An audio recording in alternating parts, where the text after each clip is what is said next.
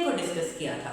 अब मैंने जैसा कि आपको लास्ट टॉपिक में बताया कि एनिमल्स के अंदर जो होमियोस्टेसिस का प्रोसेस होता है उसके अंदर 3 बहुत ही ज़्यादा इंपॉर्टेंट जो है हमारे पास चीज़ें हैं, जिनमें से एक लंग्स भी हैं।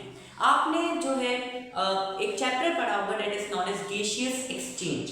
उस चैप्टर के अंदर हम लंग्स को डिस्कस करते हैं इन डिटेल, बट इस टॉपिक के अंदर हम कुछ बेसिक कॉन्सेप्ट को डिस्कस करेंगे और ये समझेंगे कि जो लंग्स है वो होमियोस्टेसिस को किस तरह से जो है कंट्रोल कर रहा है और किस तरह से इसके अंदर ये इंपॉर्टेंट रोल प्ले कर रहा है।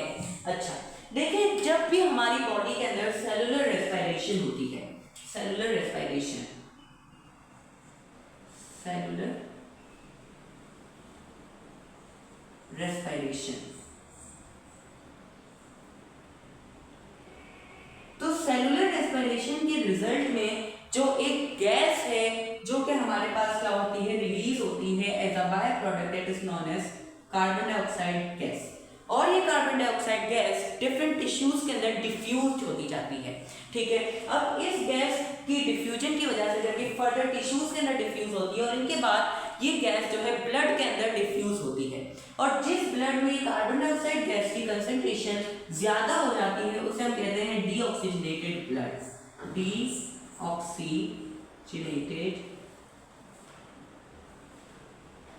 ब्लड।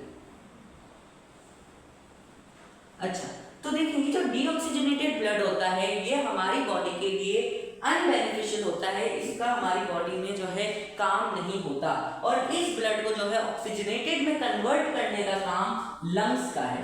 तो लंग्स की जो मेन फंक्शनिंग है ये क्या है कि ये कार्बन डाइऑक्साइड को इस ब्लड में से निकाल देता है और निकालने के रिजल्ट में ऑक्सीजनेटेड ब्लड बना देता है। ठीक है, निकालने के रिजल्ट में क्या कर लेता है, ऑक्सीजनेटेड ब्लड बना लेता है। अच्छा, अब देखें जो हमारे पास लंग्स होते हैं, जरा सा इसके स्ट्रक्चर की भी बात की जाए तो ये जो लंग्स का स्ट्रक्चर होता है, लंग्स के स्ट्रक्चर में यहाँ पर थैली नुमा हमारे पास स्ट्रक्चर्स होते हैं। ठीक है, कुछ पाउचेस होते हैं, पाउचेस। इन पाउचेस को हम कहते हैं एल्वोलाई, एल्वोलाई पाउचेस में क्या होता है, इसके गिर्द हमारे पास ब्लड कैपिलरीज होती हैं। अब क्या होता है कि जैसे ये डीऑक्सीजनेटेड ब्लड, वो ब्लड जिसमें कार्बन डाइऑक्साइड की कंसंट्रेशन ज्यादा है, वो यहाँ पर डिफ्यूज होते हैं, तो इसके रिजल्ट में कार्बन डाइऑक्साइड एक्सहेलेशन के रिजल्ट में, ठीक है, एक्सपायरेशन या एक्सहेलेशन जिसे हम कहते हैं, ये बॉडी से क्या हो जाती है, खारिज हो जाती है। जो कार्बन डाइऑक्साइड है, कार्बन डाइऑक्साइड, ये क्या हो जाती है, एक्सहेलेशन के रिजल्ट में, एक्सहेलेशन के रिजल्ट में क्या हो जाती है, बॉडी से खारिज हो जाती है और ऑक्सीजन क्या हो जाती है, ऑक्सीजन इस ब्लड में जो है डिफ्यूज हो जाती है। और इस तरह से जो लंग्स हैं ये हमारी बॉडी के होमियोस्टेसिस को मेंटेन रखता है। क्यों? क्योंकि ये एक्सक्रीशन का प्रोसेस करवा रहा है, ये हमारी बॉडी से एक्स्ट्रा कार्बन डाइऑक्साइड को रिमूव करवा रहा है।